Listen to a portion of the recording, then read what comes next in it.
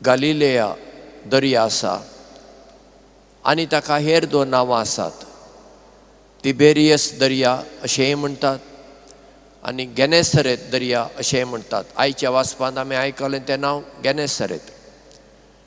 हो दर्या म्हणजे चारूय वाटांनी भूंय आसा, मदेगांत दर्या. लांबाय 20 आनी 1 किलोमीटर, रुंदाय 13 किलोमीटर आनी हेर दर्या परस सुमार 680 फूट तो पोंदा आसा, खोल आसा. आनी ह्या दर्यान इस्रायेलचो लोक मासली धरतालो. आयच्या दुसऱ्या वाचपांत आमी आयकलें जेजू कफर्नाऊमतलो आतां दर्या देगेर आयलो आनी थंयसर ताणें व्हडीं पळयलीं आनी खारवी रांपणी धुताले. तांतलें एक व्हडें आसलें सिमावाचें आनी जेजू ताचेर चडटा आनी तडितान मातशें पयस व्हरूंक ताका सांगता. आनी व्हड्यार बसून जेजू लोकांक शिकयता आनी उपरांत तो पेद्रूक म्हणटा, आतां तुजें व्हडें खोल दर्यांत काड आनी मासली धरूंक तुजी रांपण घाल. सिमाव ताका म्हणटा, रातभर गुरुजी आमी काम केलें, आमकां कांयच मासली पडली ना, पूण तुज्या उतराचेर पातयेवन हांव रांपण घालतां. आतां पेद्रून म्हणूंक जाता आसलें, तूं कोण म्हाका सांगपाक? हांव खारवी, म्हाका खबर आसा खंय नुस्तें धरूंक जाय, जाळ खंय घालूंक जाय, मासली कशी धरूंक जाय. तूं कोण? तूं सुताराचो पूत, तुका हाचें कितें खबर आसा? तूं वचून सुताराचें काम कर, अशें सांगूंक जाता आसलें न्ही. तें ताणें सांगलें ना. जेजूच्या उतराक पाळो दिवन ताणें रांपण घाली आनी आमी आयकलें इतली मासली पडली. मागीर ती पेद्रू बरोबर ताचो भाव आंद्रू आसलो आसतलो आनी हेर कोण आसले आसतले. तांकां ती जाळ ओडून हाडूंक जालें ना. तांणी कुशीन आसल्या भागीदारांक म्हणजे जुआंव आनी जुआंवचो भाव जाकोब तांकां आपयले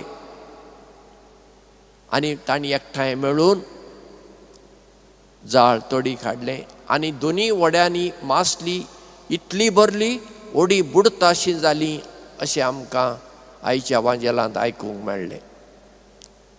आनी हे अजाप पळोवन सिमाव जेजूच्या पांयां पडटा आनी म्हणटा, हांव पातकी सायबा, म्हजे तावन तूं पयस वच. पूण जेजू ताच्या उतरांक कान दिना. ताका म्हणटा, हे फुडें तूं मनशांक धरतलोय. आनी सगळें सोडून तांणी जेजूचो पाटलाव केलो अशें आयचें वाचप आमकां सांगता. आतां हें वाचप आमी आमच्या जिविताक लावन घेवया. कित्याक देवाचें उतर फकत वाचूंक मात्र न्हय, आयकूंक मात्र न्हय, तें आमी आमच्या जिवितांत हाडूंक आसा.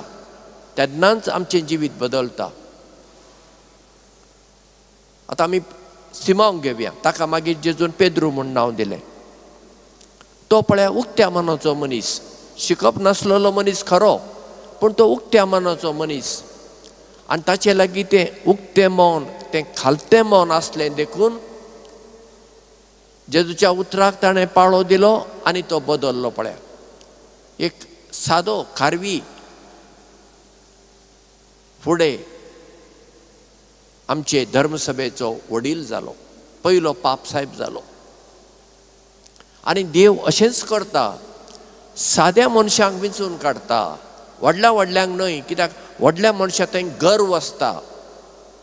हांव व्हडलो, म्हजी फामील व्हडली, म्हजो गांव व्हडलो, म्हजे लागीं शिकप आसा, ग्रेस्त आसा, भाटां आसात, हातूं ते जी येता. पूण मागीर मरतच सगळें गेलें ना. मनशा थंय खालतिकाय खूब गरजेची. म्हज्या जिवितांत एक अणभव घडलो, तो तुमकां सांगता. हांव मिरामार लोयोला हॉलांत थंय रावतालो. थॉमस स्टिफन्स कोंकणी केंद्र थंय आसलें. आनी आयताराच्या मिसाक केन्ना केन्ना सांतिनेज वेतालो. एक पावटी म्हाका फादर मार्टीन नोरोना तो विगार आसलो, ताणें म्हणलें आमचें लुर्स कॉपेल आसा थंय तूं ह्या म्हयन्यांत आयताराचें मीस करशी. हांवें म्हणलें बरें फादर. आनी हांव थंय मिसाक वेतालो. धाकटुलें कॉपेल भरून लोक आसतालो आयताराचो. आनी एकटो थंय आपकुशेन साक्रिस्तांव म्हणून काम करतालो, एक मध्यम वर्गाचो एक सादो मनीस. आनी बरे भशेन तो करतालो. आनी हांव ताका सदांच देव बरें करूं म्हणटालो. एक दीस मीस जातच हांवें ताका विचारलें, बाब तूं खंय रावताय? फादर हांगाच मातशें फुडें हांव रावतां. हांवें म्हणलें म्हाका तुज्या घरा येवंक जाय. तो म्हणटालो फादर तूं म्हज्या घरा येताय? कित्याक? नाका नाका जाल्यार येना. न्हय फादर, म्हजें घर तितलें बरें ना. हांवें म्हणलें पूण तुजें घर न्हय, बरें आनी वायट कितें आसा? फादर म्हज्या घरान न्हू सकयल बेश्टें मातयेचें आसा, थोडें तिजोल्यो घाल्ले आसात, उरलें मातयेचें, आमी ताचेर शेण काडटा.